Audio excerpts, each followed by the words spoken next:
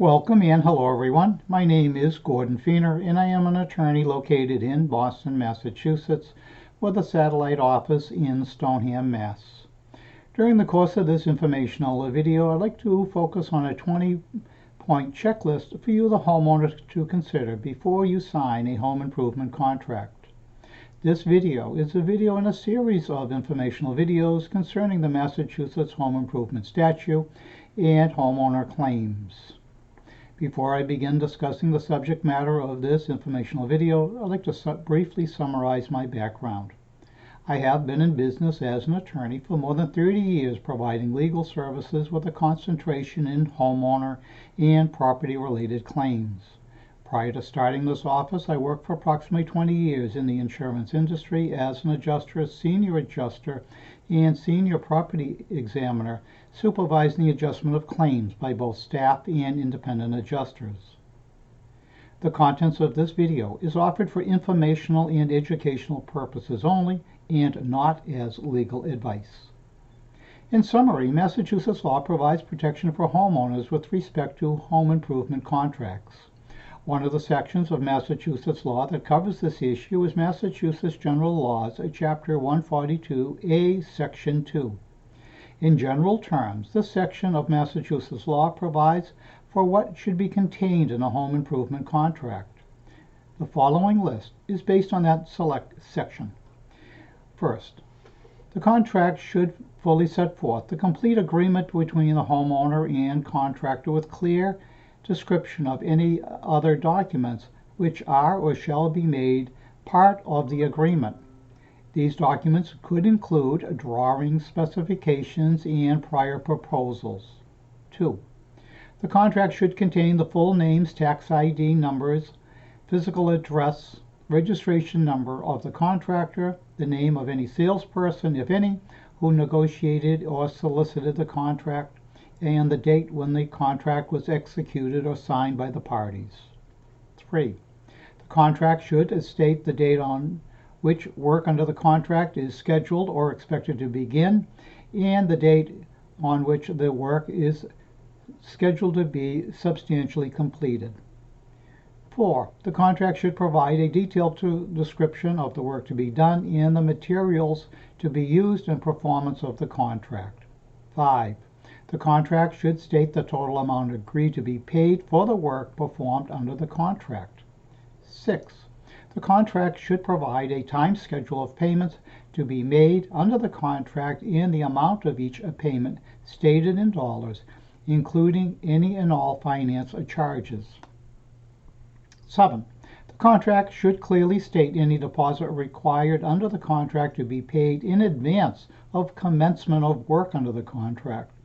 The deposit should not exceed the greater of 1/3 of the total contract price or the actual cost of any materials or equipment of a special order or custom-made nature, which must be ordered in advance of the work in order to ensure that the project will proceed on schedule.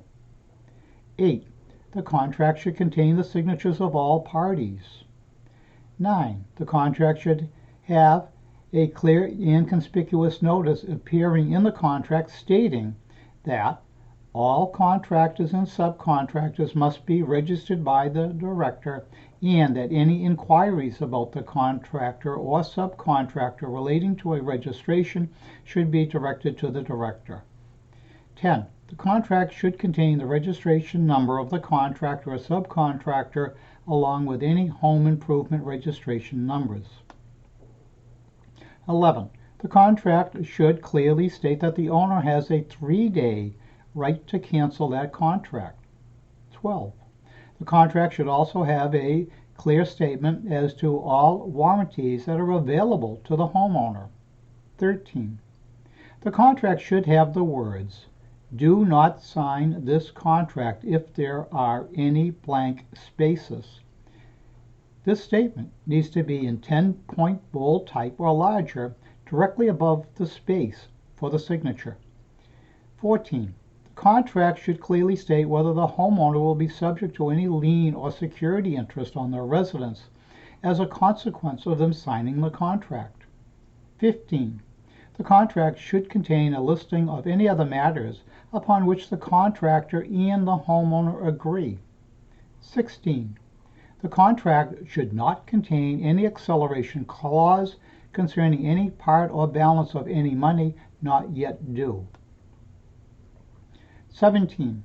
The contract may contain a provision that if the contractor deems himself to be insecure, he may be required to place funds in a joint escrow account requiring the signature of both the contractor and owner for withdrawal. 18.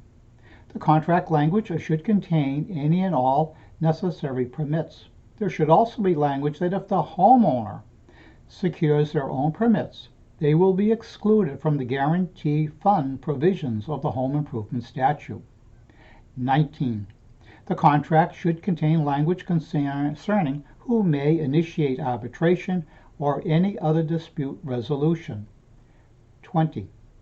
The contract should also contain language as to what time in the morning the contractor can start and what time the contractor needs to end work for the day, along whether work will be permitted on Saturdays or other possible legal holidays. Again, the above list should be taken as a guide only. The full and complete text concerning what a contract under the Home Improvement Statute must contain is set forth in Massachusetts General Law, Chapter 142, Section A. Please note that contracts which fail to comply with the requirements of the statute shall not be invalid solely because of non-compliance. Hopefully this informational video has given you some information and direction in order to further educate yourself on the issue of home improvement contracts. Should you need legal assistance concerning home improvement matter, please feel free to contact the law office of Gordon Feener & Associates to discuss your specific situation. For additional information, you may wish to visit our website at www.attorneyfeener.com or www.homeownerclaims.com. In conclusion, I'd like to thank you for watching this video and remind you that this informational video can be considered to be advertising under the ethical rules and that any selection of an attorney should be a careful and thoughtful decision.